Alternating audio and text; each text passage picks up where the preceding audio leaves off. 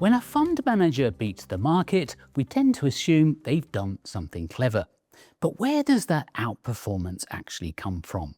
The answer might surprise you, because active management isn't like most industries. It's a zero-sum game. One manager's gain is always another manager's loss.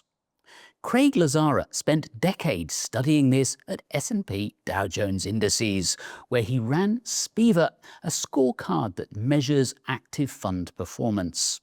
And as he explains, once you understand the arithmetic, the whole picture changes. If the job of a manager is to outperform the market, what is the source of their outperformance? Well, the source of their outperformance is the underperformance of the managers or investors who underperform the market. Because at the end of the day, there is no net source of alpha. The add up the alpha for everyone in the industry, if you properly defined it, the sum is zero. So, if the winners can only win what the losers lose, there's a crucial follow-up question. How good is the competition? And the evidence on that is clear. It's been getting tougher. In a Wall Street Journal interview towards the end of his life, the late Charlie Munger, Warren Buffett's longtime partner, was asked how the investing world had changed since they started out. They asked him, among other things, Charlie, you and Warren had been together, since I think it was the late 1960s that they teamed up. He said, how has the investing world changed in the time since you two started? And Munger's immediate response was, oh, it's much more difficult. And I said, when we were young, we had idiot competition. And the words idiot competition, that is a direct quotation. I'm not making that up. So if Munger thinks he had idiot competition in the 60s and 70s and better competition now, that tells you a lot about what's happening to skill levels in the active management community. So the competition is fiercer than ever, and yet most active managers still can't beat the market. The SPIVA data showed that in a typical year, roughly 60 to 65% of active managers underperform. But that's the short-term picture. What happens over longer periods?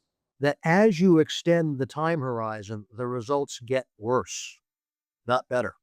So although on average, maybe 60 to 65% of managers underperform on a one-year horizon, if you look at a 10-year or a 20-year horizon, the underperformance statistics go to something on the order of 85, 90, sometimes as high as 95%.